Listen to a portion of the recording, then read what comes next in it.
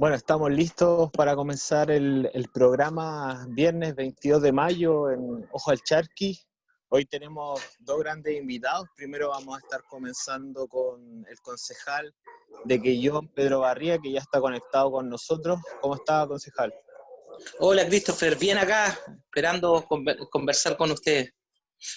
Y en segundo turno estará con nosotros alrededor de las 6 de la tarde el concejal de Castro, Julio Álvarez.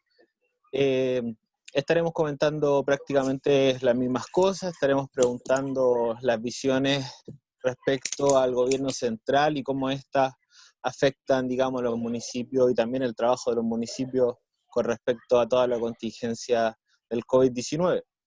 Efeméride se celebra el terremoto, ¿cierto? Bueno, pareciera que lo único que nos falta es tener un terremoto en nuestro país. sería, pero la guinda de la torta, la verdad. Bueno, concejal, comenzamos con... yo generalmente realizo preguntas primero de lo más central, primero a nivel nacional y luego pasemos a lo más local, a temas que tienen que ver con el municipio. Primero, consultar por la polémica canasta, ¿no? Que fue anunciada por el presidente Piñera en horario prime y en el cual tuvo un montón de repercusiones por cómo se llevó a cabo. Incluso el ministro Sichel dijo en Radio Cooperativa que las cajas no eran para el 70% de las familias más vulnerables de Chile, sino que eran para el 70% del 40% más vulnerable. Y luego en Twitter sale aclarando, luego que lo emplazaran, digamos, dice que es para el 70% promedio de las familias de la región metropolitana. ¿Qué le parece eso, concejal, toda este problema comunicacional en el cual se ha enfrascado el gobierno, y ya lo hemos visto desde el comienzo con el ministro sobre todo, pero en este caso ya en otra cartera? Primero, Christopher, quiero agradecerle a usted la invitación para contar en tu programa y desearle el mayor de los éxitos a su medio de comunicación. He visto bastante información y de verdad que medios serios como usted, a uno le da gusto conversar de todo, expuesto también a la crítica, pero siempre con altura de mira. Claro. Yendo a lo que tú planteas, Christopher, tiene que ver con un actuar bastante errático del gobierno hace bastante tiempo. Acá al gobierno, lamentablemente, la pandemia se le fue de las manos. Hay que considerar también que ningún gobierno estaba preparado para la pandemia, pero un gobierno que pone valor más lo económico o la estabilidad económica, entre comillas, comete estos errores porque no solamente es comunicacional, sino tiene que ver con un problema de fondo. Lo que apostó el gobierno de Piñera era tratar de mantener la pandemia, nunca fue el control absoluto, sino que tratar de manejarla como planteaban ellos, y hoy día la guinda de la torta es lo que plantea el presidente, que hablaba del 70% de manera rotunda y clara, así como los 2,5 millones de canastas, que es un anuncio que nosotros ya sabíamos tras de los consejeros regionales, y después el ministro tiene que salir a desmentir lo mismo que ha dicho el presidente. ¿Y qué pasa con esto, Christopher? Que lamentablemente la desesperanza de los vecinos que están en medio de una pandemia que no pasaba hace 100 años después de la pandemia de la fiebre española, con el susto de la enfermedad, más encima le agrega la crisis económica, la crisis social, un gobierno que es errático absolutamente, hay leyes que no tienen ningún sentido, y en este caso la desinformación hace que la gente pregunta a sus autoridades locales de cuándo es la canasta. Ellos piensan que son 2 canastas, ellos piensan que el 70% de la población va a recibir las canastas, y hay bastante letra chica en esto. Por ejemplo, una de las recomendaciones que hace el gobierno regional es que los jubilados no sean factor de prioridad para recibir las canastas. Y en Chile, después de la crisis social, una de las mayores luchas o demandas es que las pensiones son pensiones de miseria. Entonces, ya dejar a este segmento etario, este segmento de la sociedad, sin una canasta familiar como prioridad, es un error garrafal y no solamente un error en términos políticos y públicos, sino un error que va directamente a los más vulnerables, que son en este caso los niños y los adultos mayores. Y en ese sentido, porque posterior a la, digamos, lo que declaró el presidente, al otro día hubo atochamiento en los municipios de la gente pidiendo esta canasta. ¿Cómo fue, por lo menos desde el municipio de Quellón? ¿Pasó algo? ¿La gente se acercó? Christopher, la gente desde cuando los consejeros regionales hace un mes plantearon, y yo igual quiero hacer un llamado público, yo sé que en estos tiempos es bastante fácil o tratar de buscar luces de manera fácil, dando grandes anuncios pomposos, como por ejemplo cuando plantearon, no sé si tú recordarás, el tema del proempleo hace más o menos un mes y medio. Al otro día la gente ya está preguntando y el proempleo todavía no sabemos ni cómo se va a hacer, ni quiénes van a ser los beneficiados, y más encima que son 120 cupos. Efectivamente, el otro día el Departamento Social tiene que salir a dar explicaciones, tiene que salir a contar a los vecinos que hasta el día de hoy que sostuvo una reunión con el Dideco, todavía no llegan las cajas a Quellón, todavía no se sabe cómo se van a entregar y son 1.276 cajas que llegan a las familias de Quellón y con un filtro bastante importante. Por ejemplo, uno de los filtros, para que las familias igual sepan, de las prioridades tampoco van a ser las familias que tuvieron el bono COVID. Entonces, si tú tuviste el bono COVID como grupo familiar, ya es un factor para que no recibas esta canasta. Así como los jubilados y otro tipo de beneficios que han recibido las personas que lo dejan en un principio al margen. Ahora, si las postulaciones no son tantas, puede que le llegue una caja, pero no son prioridad en este momento para el gobierno ni al Consejo Regional para que puedan recibir las canastas familiares. A propósito del ingreso de emergencia, bueno, comentarle su percepción, si es que lo han discutido en el Consejo Municipal y también cómo ha reaccionado el municipio frente a este monto que se ha declarado y si considera que está bien establecido, si es poco, si la forma en cual se va degradando hacia pasan los meses, considera que es una medida prudente. Mira, yo creo que el análisis tiene que hacerse desde cuando se planteó esta famosa flexibilidad laboral, cuando el gobierno manda una ley al Congreso que en un principio muchos aplaudieron y que las grandes empresas se acogieron a la famosa flexibilidad laboral y después vemos desastrosamente cómo Cencosud sacaron millones y millones de dólares de utilidades para los gerentes de la empresa, los dueños de la empresa y los trabajadores con sus descuentos que le hace mensualmente y que también el empleador tiene que pagarse sus propios sueldos. El llamado es que los súper ricos tienen que pagar mayor impuesto en este tiempo. Este es el momento donde tienen que colocarse o ponerse a disposición de sus trabajadores. Y el bono que se llama de ingreso mínimo familiar, creemos que es insuficiente, e insisto, y es la lógica del gobierno, incluso lo he dicho públicamente, de que no hay que, el concepto, no hay que colocar los huevos en la misma canasta. Eso te llama a decir que esto es una carrera de largo aliento, pero nosotros hemos planteado en términos políticos, por lo menos en mi sector político, de que tiene que haber un mayor tributación por parte de las personas que tienen más recursos. Hace poco se publicó el registro Forbes, donde habla de las familias más ricas del mundo, y de las 200 familias, hay muchas familias en este país que durante 30 años han tributado mucho, han tenido millones y millones de utilidades, que este es el momento para poder pagar impuestos como corresponde e ir en beneficio de los más desposeídos o de la llamada clase media que tanto se nombra en los medios de comunicación. Bueno, pasando a otro tema polémico, hemos visto algunos diputados, como el diputado Hernández, que ha estado consultando de la gente que ha tenido problemas con el alza de la luz, y también en los municipios algunos concejales le han tocado el tema.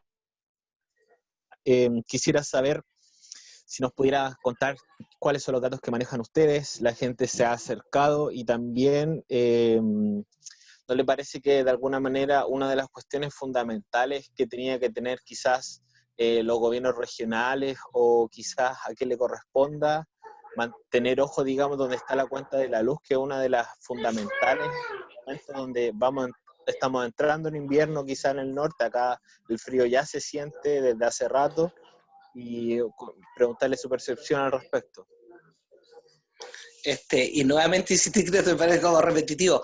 No sé si recuerdas tú de cuando se planteó por parte de algunos diputados el hecho de que los enseres básicos, los beneficios básicos como luz, agua, telecomunicaciones, internet, que hoy Claro. día es básico, debiera estabilizarse o postergarse el pago, y el presidente no halló nada mejor que él habló con los gerentes de la empresa que tengan la buena voluntad de poder fijar los precios. Eso habla de un gobierno que no tiene la determinación de poner el hincapié con el estado de excepción. Hoy día el gobierno puede hacer eso a través del presidente de la República. Es más, cuando no sé si tú viste mascarillas en la farmacia vendiendo a 1.000 pesos, 2.000 pesos, en este momento el presidente puede tener fijación de precios ante la especulación de algunos canallas que a través de la dificultad de los vecinos por tener sus recursos hacen uso de la necesidad para poner enormes precios, y el alcohol gel tenía un precio inmenso. Es lo mismo que pasa con la luz, es lo mismo que pasa con el agua. Hoy día hay que agradecerles que no te están cortando la luz porque van a esperar durante 3 meses. Es más, hoy día acabo de ver, mientras buscaba información ante el programa, enviaron un correo por parte de SAESA, no, todavía no lo he leído en su detalle, donde responden a lo que hemos dicho todos de esta posible alza del tema de la luz, pero acá tiene que haber una decisión. Insisto, cuando estamos en momentos excepcionales, medidas tienen que ser excepcionales, y el Estado, a través del presidente de la República, en un estado de excepción, tiene que tomar medidas que vayan en beneficio de su pueblo, tiene que tomar medidas que vayan en beneficio de los que lo están pasando mal. Hoy día en Santiago estamos viendo ollas comunes, yo espero que no hayan, pero así como se ve el tema Christopher, hoy día tuve la posibilidad y quiero rescatar públicamente el enorme trabajo que está haciendo la Oficina Juventud a través de sus voluntarios que entregan anónimamente los recursos, porque yo soy de los que creen que cuando uno ayuda a las personas no hay que sacarse foto entregando mercadería, eso va contra la dignidad de las personas, la solidaridad se hace sin foto.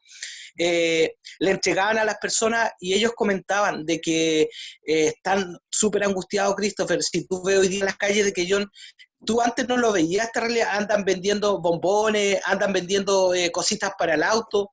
Es personas que de alguna manera quieren ganar dignamente el dinero, pero nos habla de que hay una crisis importante. Lo mismo pasó con los pescadores, pasó colado. Hubo un bono por única vez que hizo el Ministerio de Economía a través de Sernapesca también, un bono de 150.000 pesos para 600 pescadores en Quellón, que tenían que postular. En Quellón son 4.000 pescadores y no se considera a los que son en estos momentos más perjudicados, que son los recolectores de orilla, las comunidades indígenas que hacen una extracción y una venta pequeña, ¿no? Porque uno de los requisitos que hace la pesca es que tendría que haber informado 4 veces la entrega de mercadería. Pero el recolector de orilla, esa familia que recolecta orilla y sale a vender marisco así, ¿va a ser un informe en Sernapesca? Eso habla de que hay un poco sentido o una poca conexión entre el gobierno y las decisiones que toma con su propio pueblo. Y con respecto a eso, aquellas manifestaciones que usted plantea, ¿considera de que estamos a puertas quizás luego de la pandemia de un estallido 2.0, o cree que se va a dar ante una manifestación mucho más grande por todo el manejo que ha llevado el gobierno? Yo creo que ya se están viendo, Christopher, si tú viste en el bosque en varias comunas del país, y para variar no echa la culpa a los comunistas de que todo el discurso fácil de que están ahí, pero ahí tú ves familias que están con la desesperación, porque más encima el gobierno, en este erróneo publicitario, yo no sé quién asesora, ustedes deberían asesorar a los del gobierno, andaría mucho mejor, porque te dicen quédate en casa, después te dicen vuelve a la normalidad. Vuelven con el discurso quédate en casa. Tú no le puedes pedir a una familia que vive en el día a día, si no trabaja, no come, que se vaya a su casa si tú no le das la posibilidad de tener un ingreso que le garantice a él y a su familia poderse en casa. Yo creo que el estallido social es evidente y es incontrolable, porque las demandas que están el 18 de octubre en términos de la salud, que hay salud para ricos y pobres, hoy día con la pandemia no se hizo más que confirmar esa decisión que tuvo el pueblo en ese momento de que la cosa está mal y la desigualdad es enorme. Hoy día es una muestra más que con la pandemia los pobres son los que más sufren. Los pobres son los que pagan las consecuencias de las decisiones erráticas de poner por sobre el bien social o el bien de los vecinos, el bien de la empresa y la salud de las empresas. Bueno, pasando al tema de lo local, digamos, ¿cuál es qué le ha parecido el manejo del intendente Jürgensen y también esta disputa que se está dando con la Ceremi, que hoy en día sí están a favor de implantar la cuarentena total en Ancud y al parecer todavía no se destraba esa cuestión? Del intendente errático, como todos dicen, es una buena persona. Nosotros no necesitamos buenas ni malas personas, necesitamos autoridades que tomen definiciones y se las jueguen por sus territorios. Cuando pasó lo mismo acá que yo, que llegaron 15 personas desde Osorno a trabajar en el hospital, la empresa tenía todas las autorizaciones y la Ceremi dice que hubo un problema de comunicación. Quieren cerrar la isla cuando ya saben que todas las camas UTI en Castro están ocupadas. Las personas que se enfermen y requieran tratamiento de unidades intensivas van a tener que irse a Puerto Montt. ¿Qué pasa cuando se termina en Puerto Montt? Las decisiones, el gobierno va 2 o 3 pasos atrás de la pandemia.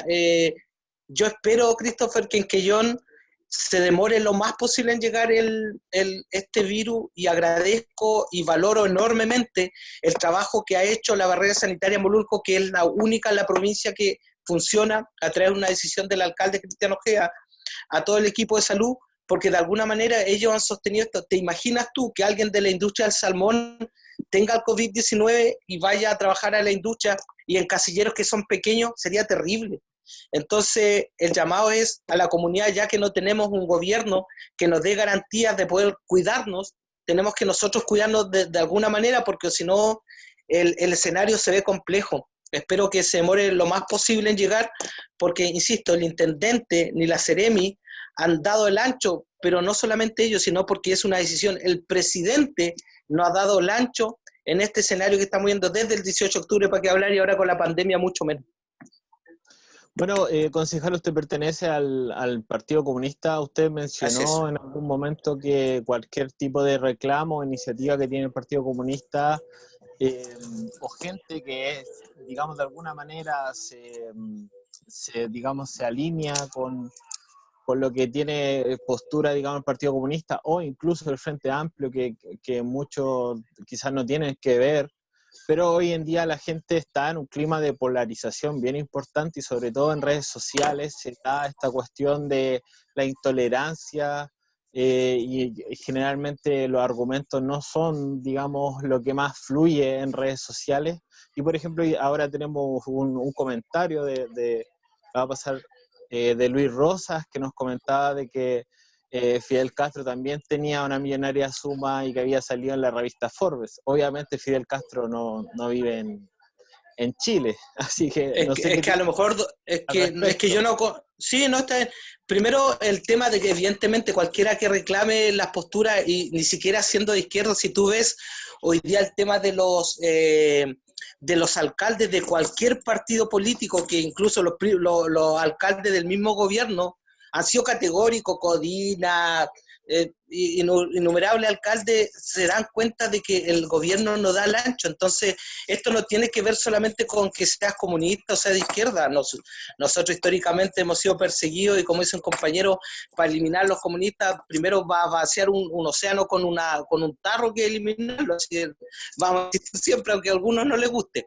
Pero la cuestión de fondo tiene que lo que tú planteas, de que acá hay una cuestión social, político-social, de que hay necesidades importantes que tiene la ciudadanía. Está el Frente Amplio, está el Partido Comunista, pero hay otras organizaciones no políticas partidistas, porque acá hay organizaciones sociales que no pertenecen a un partido político, que están reclamando la importancia de que las decisiones políticas y sociales que haga el gobierno estén acordes con lo que plantea la ciudadanía de este país, y no que la desprime el valor económico o la sustentabilidad o la utilidad de la empresa por sobre el bienestar de los vecinos. El otro día estuvo con nosotros Marcela Ramos, que es secretaria de la Junta de Vecinos a nivel provincial de sectores rurales y de la Federación, perdón, de la Junta de Vecinos, y nos comentaba que ella hacía una crítica con respecto a cómo funcionan los municipios. Ella es de Castro, obviamente, y nosotros queríamos saber si ella decía que de alguna manera funcionan las juntas de vecinos en relación con el municipio, un poco el asistencialismo.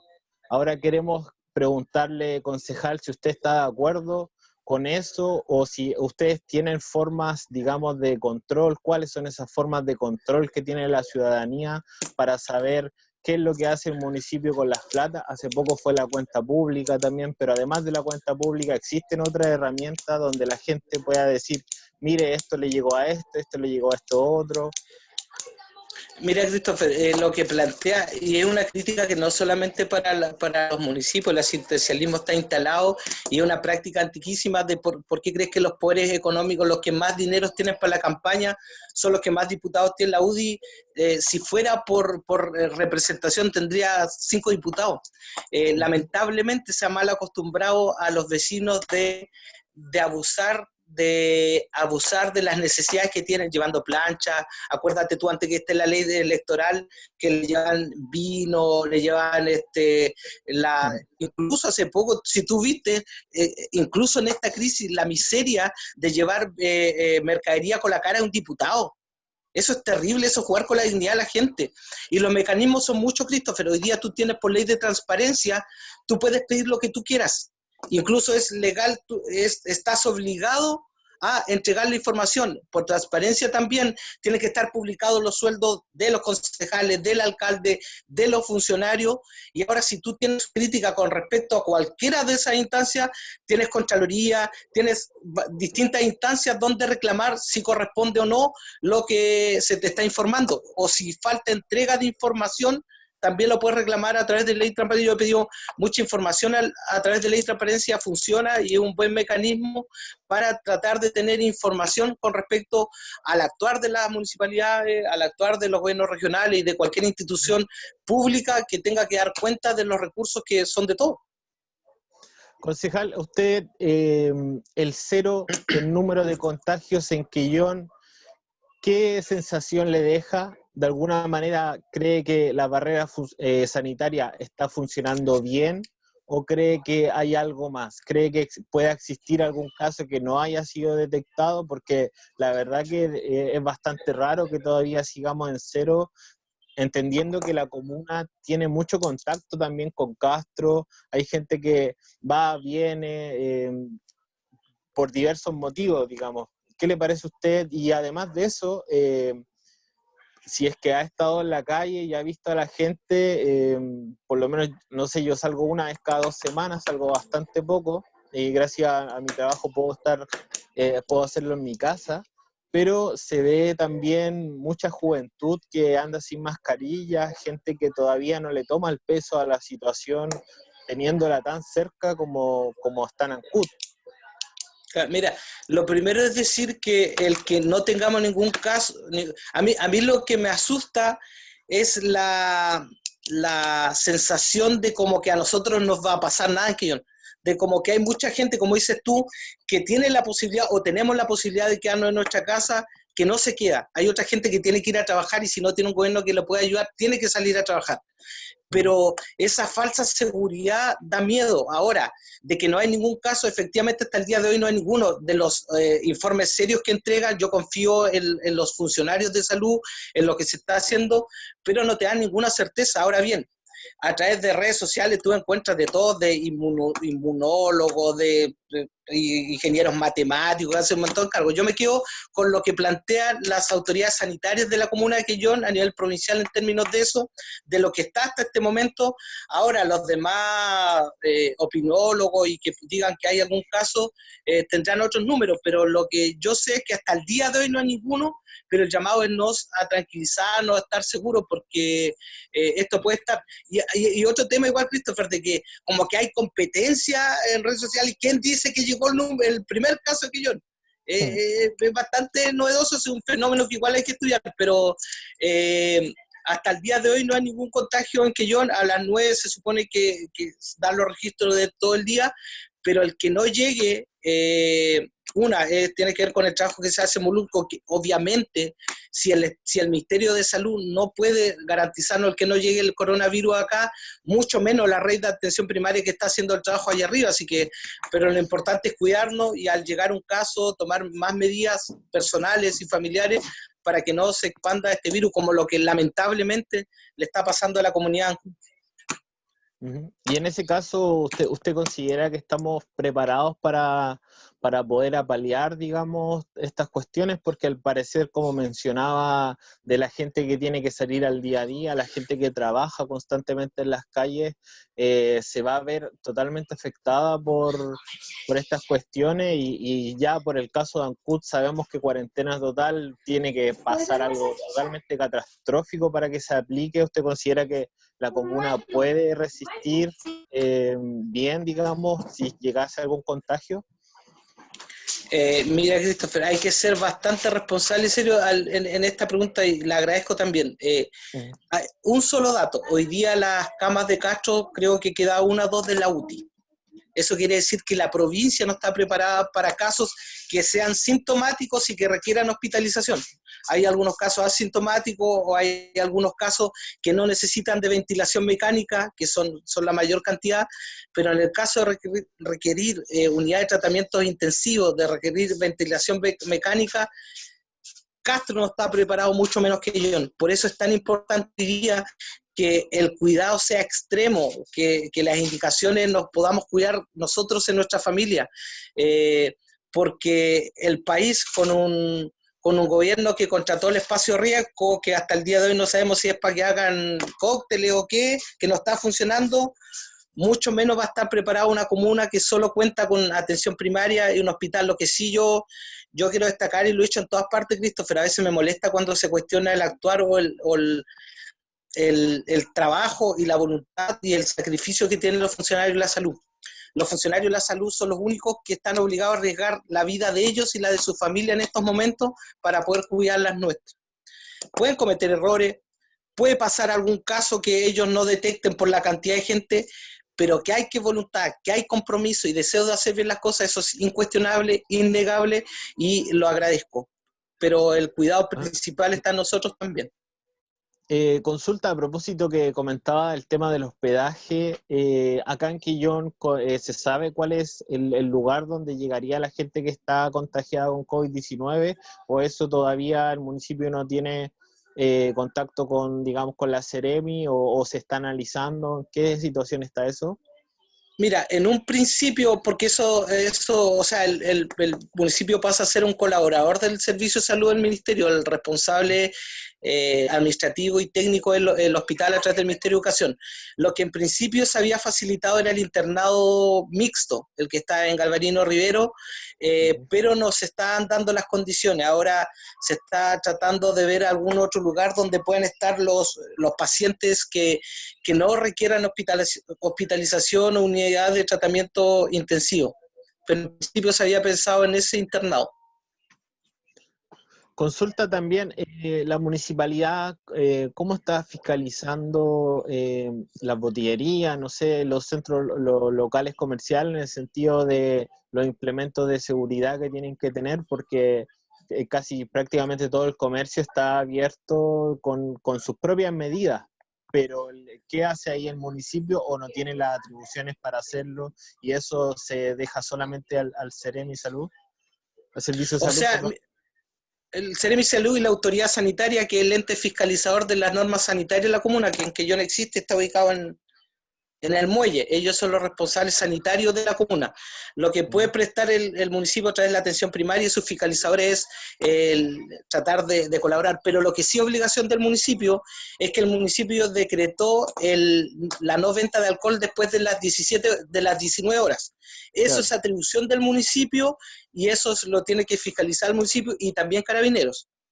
Son los que tienen la fiscalización. Ahora, el municipio no tiene la facultad o no tiene la atribución de fiscalizar si en un negocio se entra o no con mascarilla. Los carabineros sí pueden multar con respecto a eso. El que se le pueda colocar alcohol gel, pero yo quiero destacar, yo el otro día tuve la posibilidad de ir a un local, un negocio ahí de Ramón Freire, a la entrada había alcohol gel, he ido a varios locales donde hay alcohol gel, te exigen el entrar con mascarilla, así que yo creo que el comercio local se está comportando a la altura en lo que yo he visitado con respecto a eso. Ahora, en la fiscalización tiene que hacerlo el municipio a través de sus inspectores municipales, tiene que hacerlo la autoridad sanitaria y la tiene que hacer también Carabineros. ¿Cómo está funcionando el consejo, digamos, y la municipalidad? Porque la gente, digamos, se acerca y todo, pero ¿cuáles son los métodos que han implementado para las oficinas que están funcionando? ¿Están todos teletrabajando? ¿Hay algo que esté funcionando in situ? Mira, el Consejo Municipal en su gran mayoría funciona a través de la plataforma Zoom. En algunas Ya. ocasiones nos hemos reunido a través de comisiones, con pocas personas, algunas reuniones sí. El municipio también está funcionando a través de lo que tú planteabas, el teletrabajo, y tiene que ver también con la continuidad, porque tenemos que tener funcionarios de reserva en caso que alguno pueda tener contagiado. Están trabajando 14 y 14. La área sensible del municipio están funcionando a través de la farmacia popular, la Dideco, el área social, el departamento de obras. Evidentemente, a la entrada del municipio hay control para el ingreso de las personas, tratar de mantener la distancia y que se puedan atender. Pero en su gran mayoría las oficinas están atendiendo, pero con las medidas, obviamente, de resguardo de la salud de los vecinos y también de los funcionarios. Bueno, concejal, le agradezco mucho que haya podido conversar con nosotros. Me imagino que para la gente se esclarecieron muchas dudas y lo dejamos para que siga con sus labores y le repito el agradecimiento. Christopher, quiero agradecerte nuevamente, desearle el mayor de los éxitos a su nueva emisora, y quiero solamente un detalle que me faltó decir, Sí. porque un concejal planteaba pomposamente que ya 130 millones que yo quiero decirte que el presupuesto está proyectado que vamos a recibir 1.250 millones de pesos menos en Quellón. Eso significa que hay que tratar de disminuir un montón de recursos y lo que te hablaba también de que a veces el gobierno es errático o a veces alguna información como las 2,5 millones de canastas que dijo el presidente, que son las mismas que planteó el gobierno regional, no hacen más que asustar a la gente y llegan a exigir al brazo más cercano que tiene el Estado, que son los municipios, pero de alguna manera nosotros estamos haciendo frente a las necesidades de nuestros vecinos. Así que agradecerte nuevamente a ti, saludarlo a Cristian, mucho éxito, y saludar a la distancia, lo veo, a don Julio Álvarez por ahí, compañero, mucho éxito y a su disposición. Un abrazo. Gracias, concejal.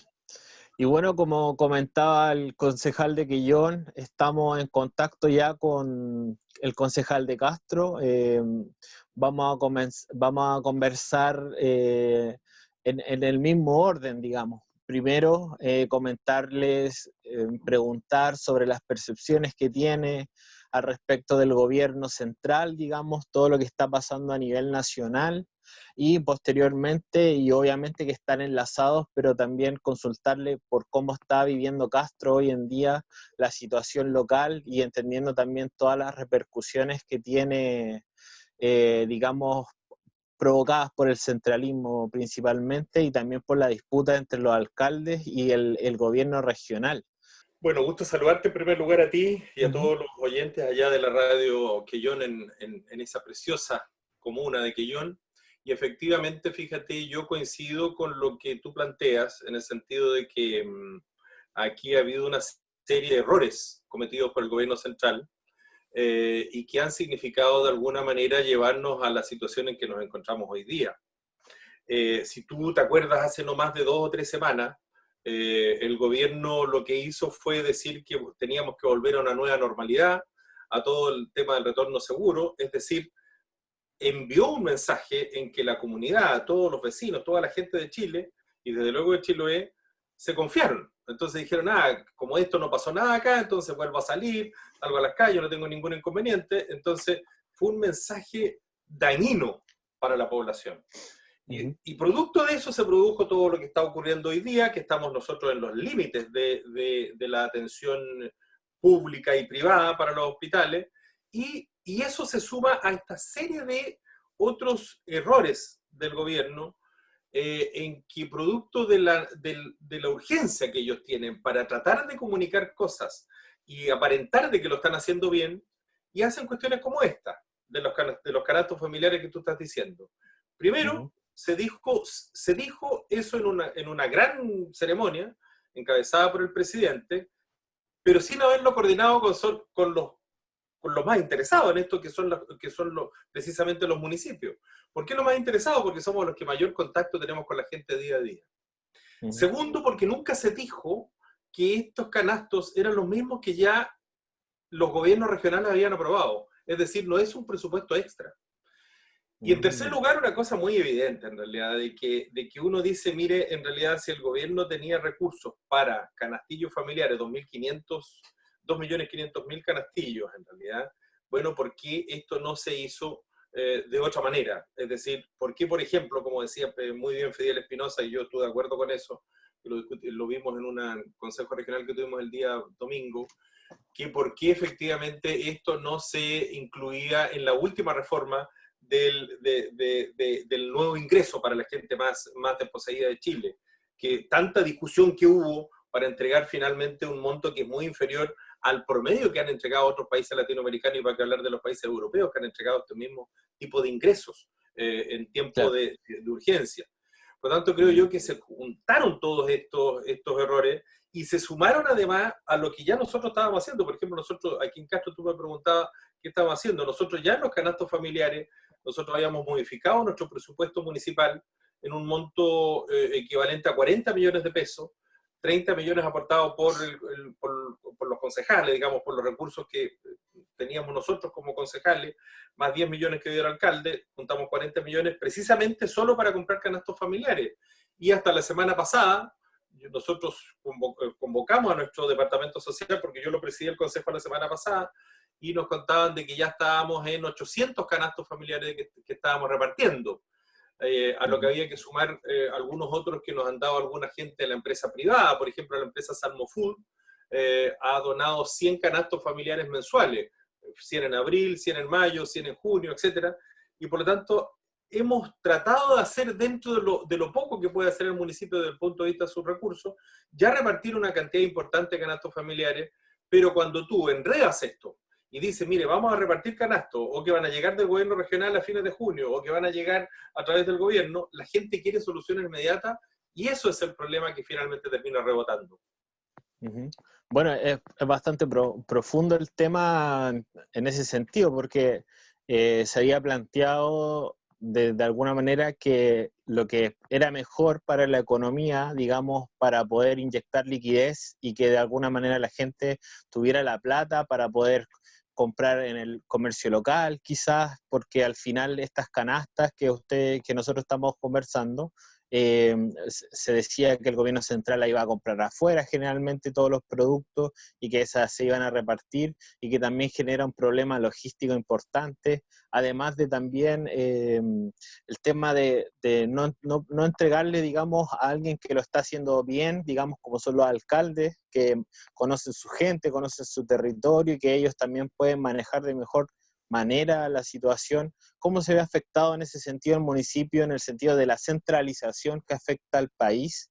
Y además consultar cuál es la postura con respecto a la regionalización que de alguna manera se ha pronunciado por parte de algunos diputados antes de, digamos, el estallido y antes, digamos, del gobierno de Piñera. Esto ya es una idea que se venía comentando. Cuéntenos un poquito cuál es su visión al respecto. Mira, el tema de la descentralización y la desconcentración es un tema que se viene conversando hace largos años. Christopher, tú eres un hombre joven y te vas a dar cuenta que cuando uno mira la historia hacia atrás, desde la dictación ya propiamente tal de la Constitución del 80, esta Constitución que pronto vamos a cambiar, ya se hablaba de desconcentración y descentralización. Y después, con el retorno a la democracia, permanentemente se ha sostenido eso. Pero en la hora de los cubos, cuando llega el momento de la definición, es cuando empiezan a corcovear todos aquellos que tienen que decidir. Y efectivamente aquí nosotros hemos visto, lamentablemente, cómo este tema de la concentración del poder, de la estructura, de los poderes políticos y de todos los tres poderes del Estado, que se concentran finalmente solamente en la capital, eso causa grandes inconvenientes, y sumados a eso, a la desconfianza que hay en este gobierno central de cómo tienen que manejar sus recursos los municipios.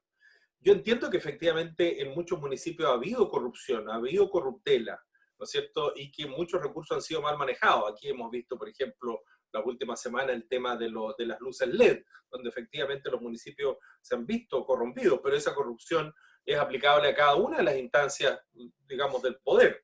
También ha habido corrupción en el Poder Ejecutivo, mucho más en el Poder Legislativo, otro tanto. Es cosa de recordar todo el tema de Penta, etcétera.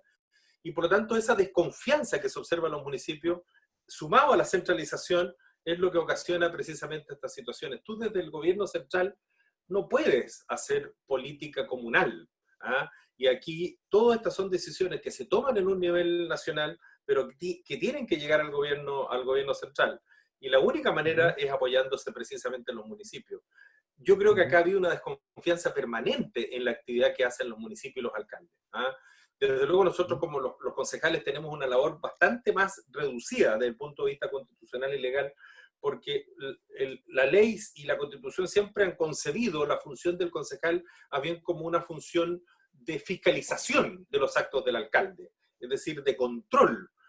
Y cuando llega el momento de la ejecución, solamente se entrega dicha facultad a los alcaldes. Por eso yo además sostengo, a diferencia de lo que ha sostenido aquí el alcalde Castro Bernardo Vera, he sostenido que esas facultades que son ya limitadas, ya la Constitución y la Ley Orgánica Constitucional de Municipalidades limita las facultades de los municipios y especialmente de los alcaldes. Pero sostener que además en tiempos de pandemia, es decir, además en tiempos de estado de excepción constitucional, además se nos han quitado poderes, yo considero que eso no es así. Creo que efectivamente las facultades de los municipios se permanecen intactas. El problema de los municipios es que no tenemos los recursos suficientes hoy día. Como decía mi colega Barría, un estupendo concejal que tienen ustedes allá en Quellón, efectivamente en los municipios aquí, en el caso de Castro, por ejemplo, se nos dice, mire, se van a inyectar 200 millones, pero eso no es que sea plata nueva para los municipios, al contrario, los municipios hemos perdido gigantescas cantidades de plata, no le diría perdido, pero efectivamente no nos van a llegar a nuestro patrimonio, y eso nos impide efectivamente hacer mayor cantidad de aportes sociales, que es lo que nos interesa hoy día, para inyectarlo directamente a la comunidad. Bueno, estamos conversando, para quienes se incorporan, con el concejal Julio Álvarez, abogado.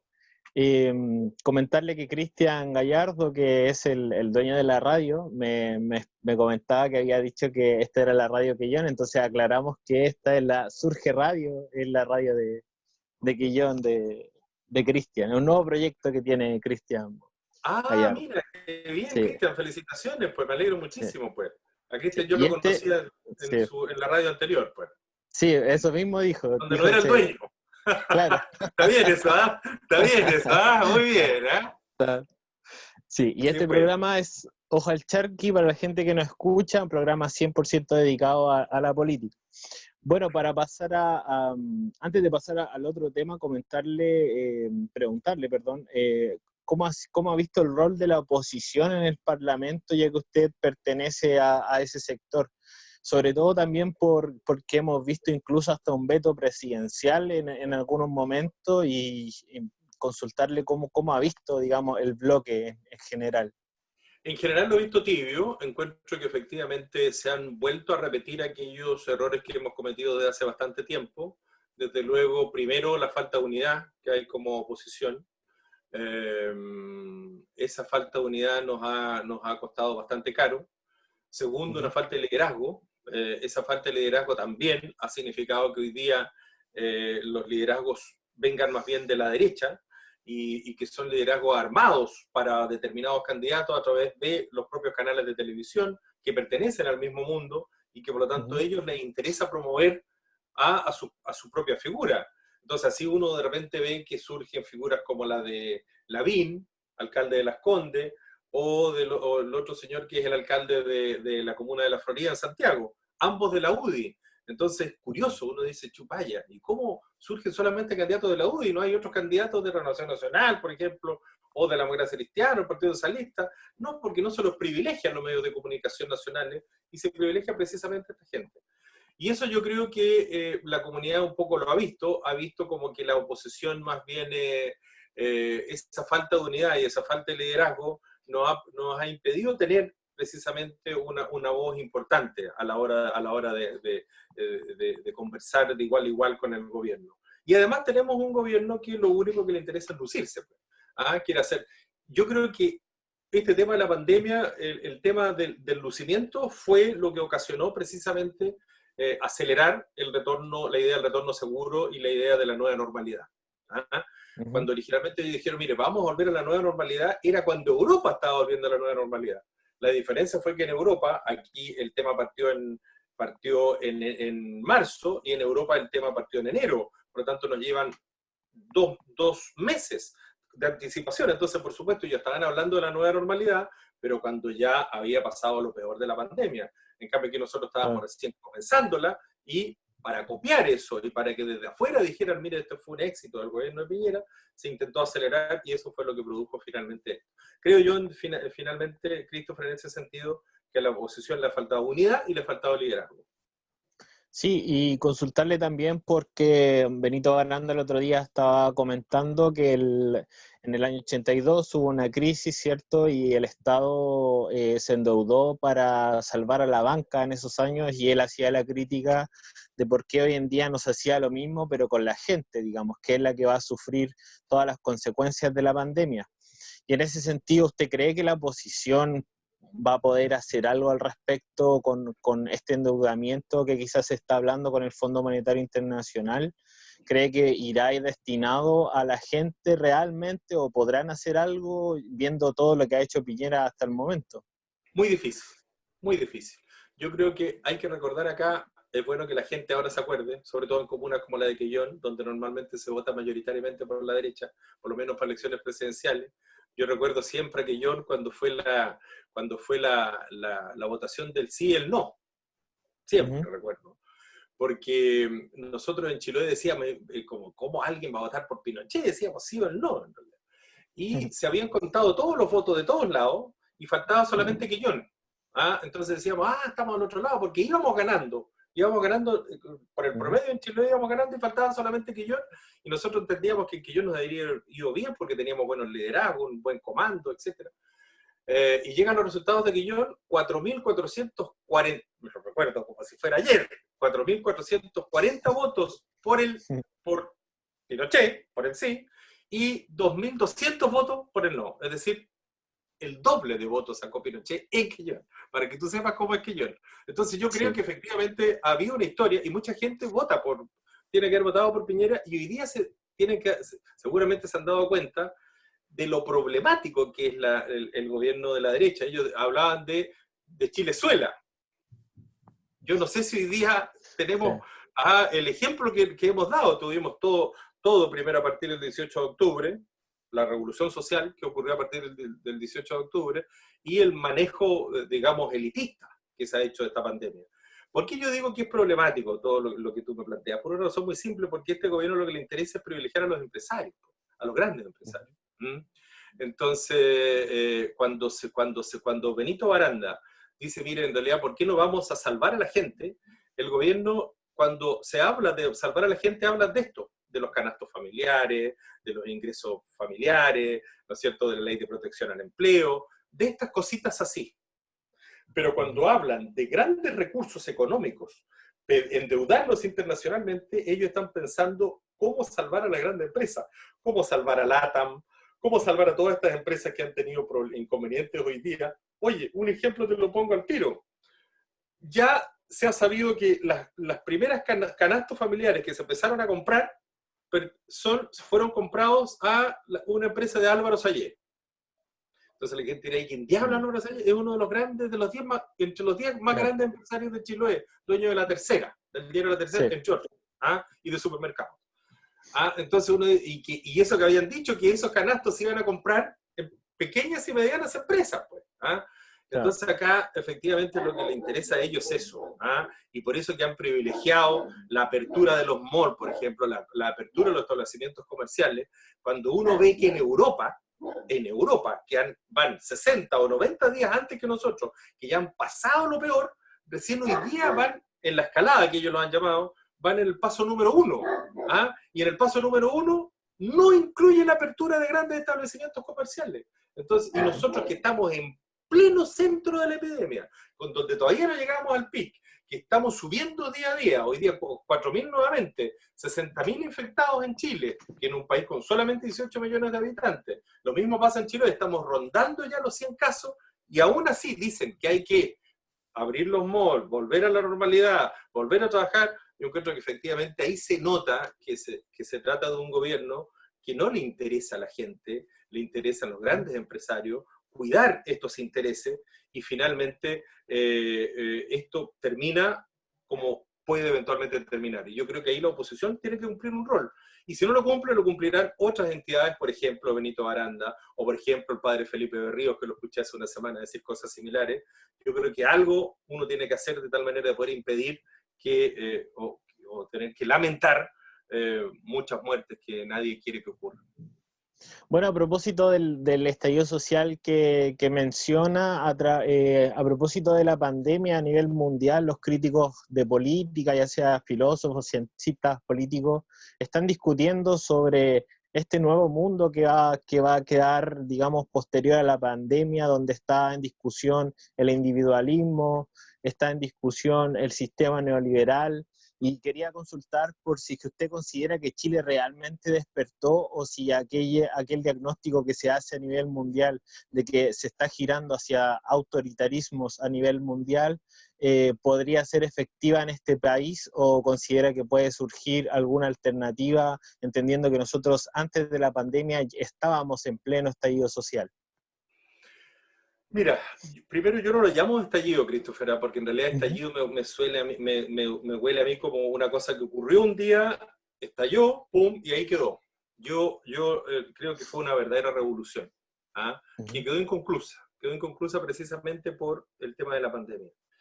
Y creo que fue evidentemente mayoritaria y que expresó el cansancio de la comunidad, de todos los chilenos, por este sistema que estamos hablando nosotros. Un sistema de libre mercado como pocos en el mundo. Chile fue, como ustedes saben, una especie de laboratorio de los Chicago Boys, de una política liberal llevada al extremo.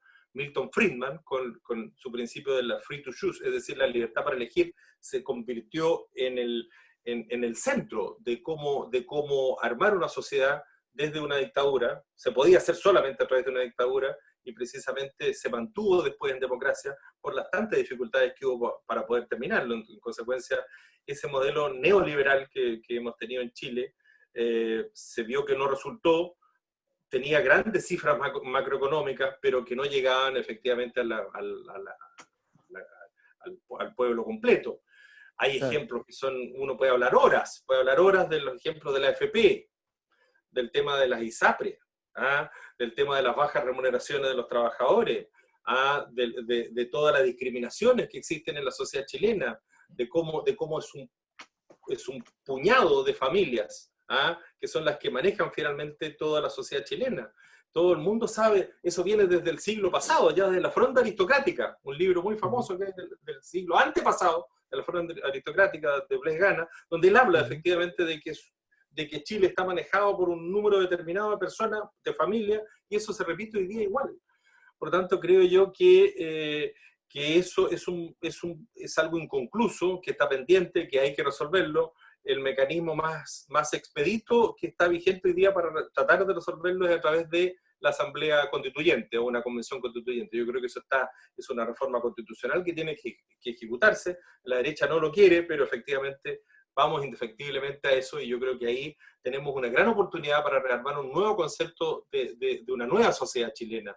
Yo soy un optimista en eso, Christopher. Creo que efectivamente, a pesar de los impedimentos que se han puesto en el camino, a pesar de las trancas que se están poniendo en el camino y que cada vez uno ve que se quiere correr el plebiscito, creo que efectivamente ese va a ser el camino para que como sociedad chilena, de manera armada, democrática, decidamos cuál va a ser nuestro futuro, no solamente en lo institucional, sino que también en lo económico y social. A lo que sí le temo es precisamente a los populismos. Yo creo que los populismos es el principal problema hoy día de la democracia en esta parte de América, en Sudamérica y en Chile. Yo creo que los populismos, es decir, son una especie de figura nueva de los autoritarismos. Por ejemplo, en El Salvador, mucha gente habla hoy día de El Salvador y que el presidente de El Salvador, pero es un populista.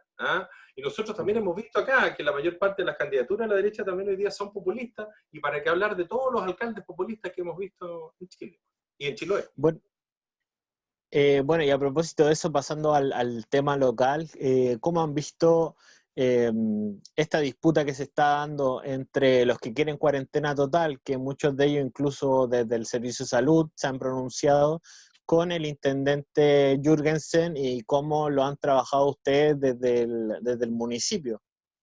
Yo creo que Jürgensen ha jugado un papel triste, ¿eh? Triste, triste.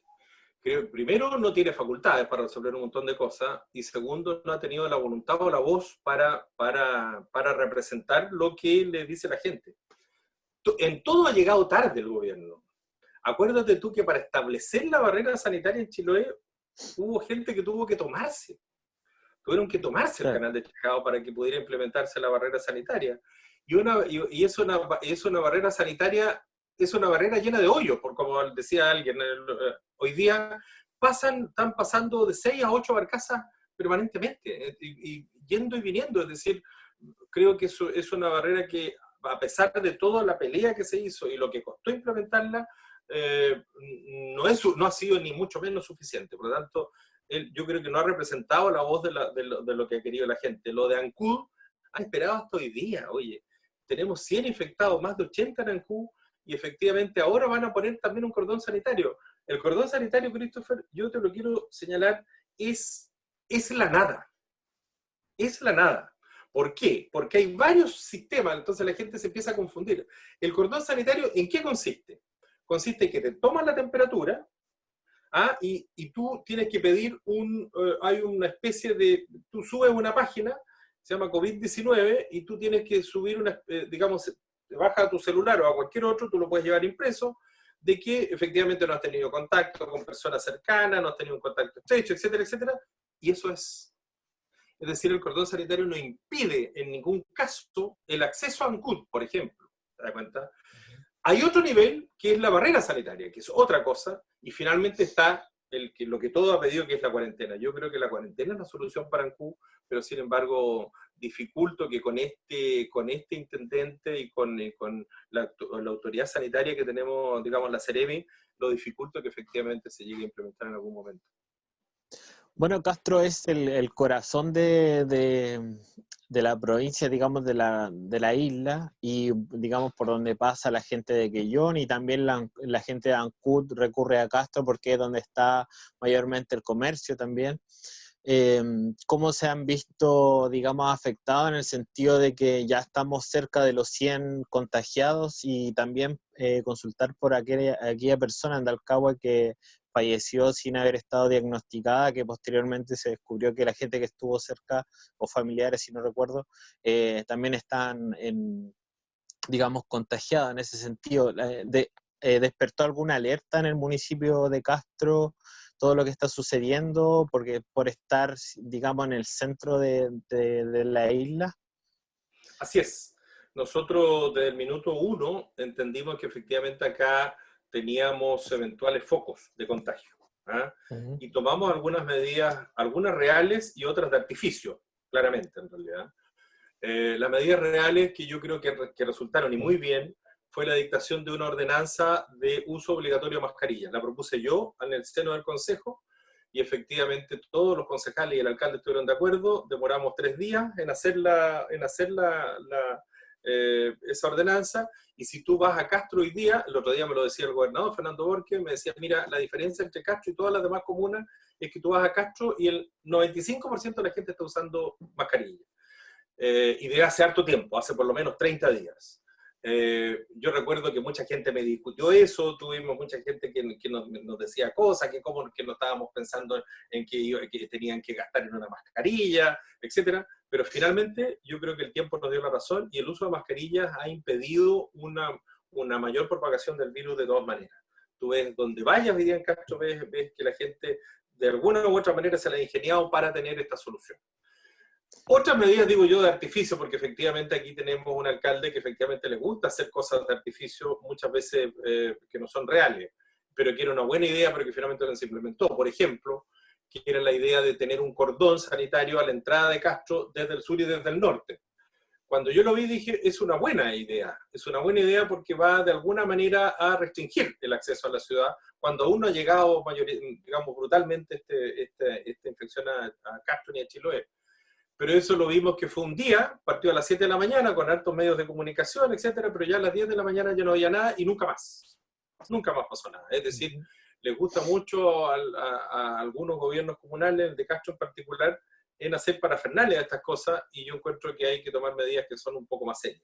Por eso, efectivamente, nosotros también, como concejales, hemos tomado algunas decisiones que efectivamente tienden a proteger la vida y la salud de las personas, aún contra o aún sin la voluntad del alcalde.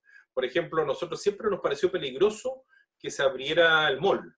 Y nosotros como ciudad, cuando decidimos dictar la ordenanza de mascarilla, también decidimos ordenar la ciudad en dos cuestiones que para nosotros eran fundamentales.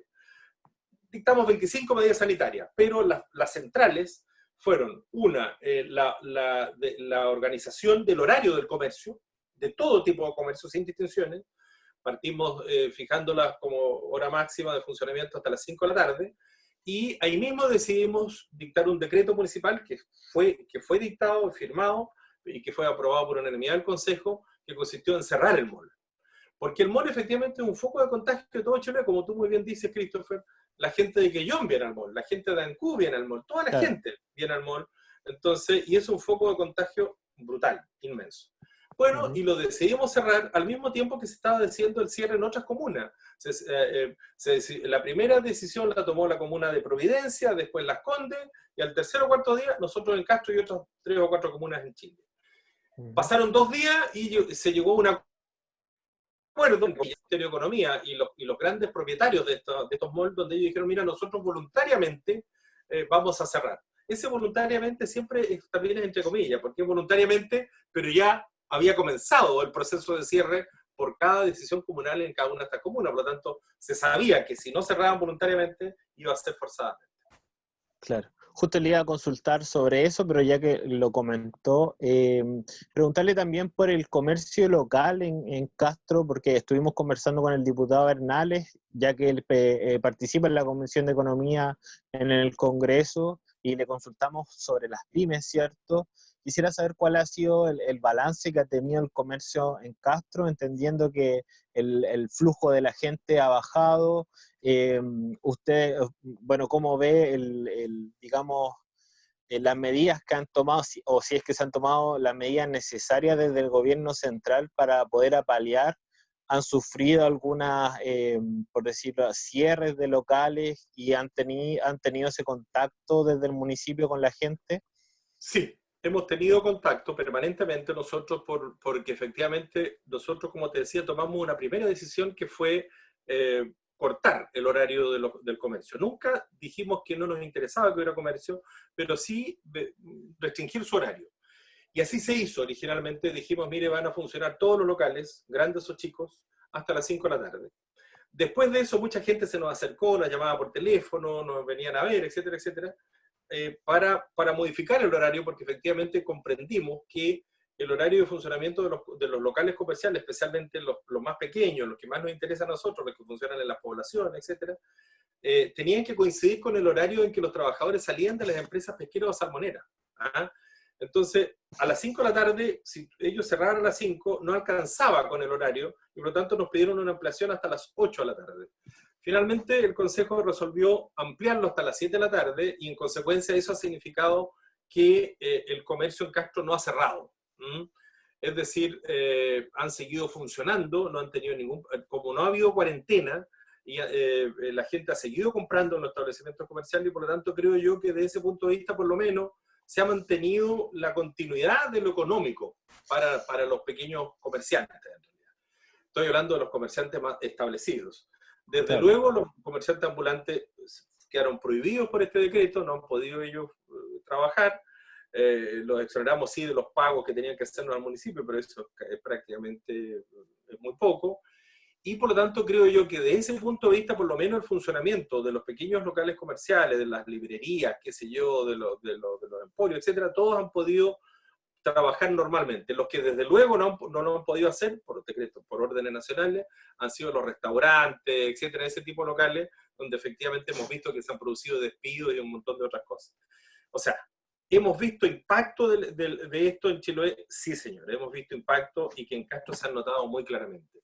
Y ese impacto se ha notado fundamentalmente por la cantidad de despidos, trabajadores despedidos de restaurantes y ese tipo de cosas, y también algunos de las propias empresas que como han restringido su funcionamiento y hoy día están trabajando por turno, han debido achicar su plantilla y en consecuencia eso también ha significado mayor cesantía y eso económicamente ha impactado de alguna manera a los locales comerciales, pero por lo menos han podido seguir funcionando y trabajando hasta el horario que nosotros les pusimos, que es las 19 horas. No sé si quisiera agregar algo más, concejal, con respecto Sí, a la gente. Sí, me gustaría primero recalcarle a la gente de que hacerle un llamamiento de que esto es algo muy grave, muy, muy grave, que todavía no ha llegado con toda su intensidad a Chiloé. ¿Ah? Yo creo que efectivamente acá estamos recién recibiendo el impacto de esta pandemia desde el norte. ¿Ah? El doctor Ferrá, que es el subdirector del Servicio de Salud Médico, nos decía en días pasados que efectivamente el impacto de lo que va a ocurrir en Chiloé viene avanzando desde Ancud y finalmente va a haber infectados en todas las comunas de Chiloé por una cosa evidente, porque efectivamente como está el cordón allá, entran todos los días choferes en micros, en camiones, etcétera, y por lo tanto hay una primera responsabilidad que es la responsabilidad de cada uno. Cada uno tiene que tratar de cuidarse lo máximo posible, usar mascarillas, lavarse permanentemente las manos, mantenerle el distanciamiento social de 1 metro, 1,5 metros entre cada uno, porque la mayor manera de los contagios es a través de la saliva, es decir, el contacto directo que hay entre las personas.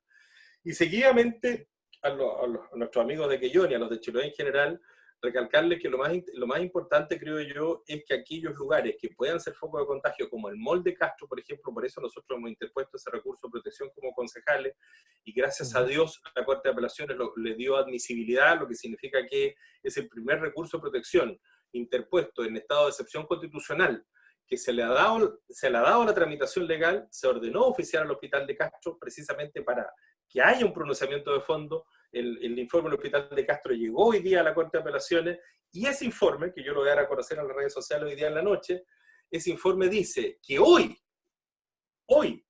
teniendo solamente menos de 100 infectados, la capacidad del Hospital de Castro, que es el único que hoy día tiene camas críticas, camas UTI, por decirlo así. ¿Ah? Claro. Todos los demás tienen camas UCI, Quellón tiene camas UCI, Ancud tiene camas UCI, pero camas UTI, es decir, con respirador artificial, solamente lo tiene Castro, el 87% ya se encuentra ocupado. Por lo tanto, es una cosa inminente que efectivamente hay que impedir cualquier foco de infección y por eso nosotros te pusimos el recurso de protección contra el mall y contra Falabella Retail, porque aquí yo entiendo que no hay empresarios, uno tiene que pelear contra los poderosos independientemente de quienes sean. Y yo creo que acá los concejales tuvieron la valentía de enfrentarse contra estos monstruos, porque uno dice, chuta, estamos hablando de los malls, estamos hablando de Falabella, etcétera. Claro. Son como cualquier otro y que efectivamente ellos tienen la obligación de tener un mínimo de responsabilidad social. Y el mínimo de responsabilidad social es cuidar la vida y la salud de su gente, la vida y la salud de las personas. Lamentablemente no se sumó a este recurso el alcalde, ¿ah? Pero aún hay tiempo, porque hay otras organizaciones que efectivamente se están sumando. Pero creo yo, le hago un llamamiento a través de este medio de que efectivamente hay tiempo de que el alcalde de que Castro se pueda hacer parte en eso, de tal manera de que la fuerza sea mayor, la fortaleza sea mayor, que se vea que está la ciudad entera detrás de esto y que efectivamente impidamos que este mall mantenga su puerta abierta porque va finalmente a constituir un foco de infección en estos momentos. Entonces el llamamiento es, cuidémonos entre todos, cuidémonos nosotros, cuidemos nuestra familia, cuidemos nuestros amigos, cuidemos nuestros adultos mayores, y esperemos que esto, roguemos a Dios de que no haya que lamentar muchas desgracias en Chile. Bueno, agradecido de parte de Cristian, le manda muchos saludos por la disposición que tuvo.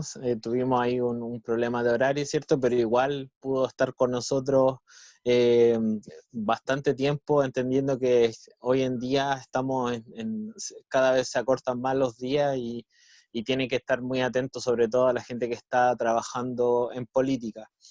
Muy agradecido abogado y concejal Julio Álvarez estuvo con nosotros conversando. Muchas Muchas gracias. gracias a ustedes y un saludo a ustedes, a Cristian, a ti, Christopher, encantado de conocerte, ¿no es cierto? Y a todos los auditores quilloninos.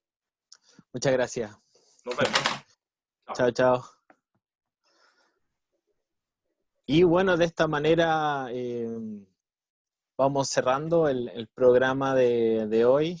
Hemos tenido 2 conversaciones sumamente interesantes con el concejal Pedro Barría de Quillón y con el concejal de Castro, Julio Álvarez. Ha salido mucho tema, hemos tratado de hablar de política a nivel central como a nivel comunal y también algunas percepciones de lo que viene y de lo que está sucediendo con respecto a todas las dudas que se han generado generalmente en redes sociales. Pueden seguirnos en todas nuestras redes, las entrevistas van a estar en los medios de comunicación de Surge Radio, en Facebook, en Instagram y también estamos transmitiendo en YouTube desde ahora.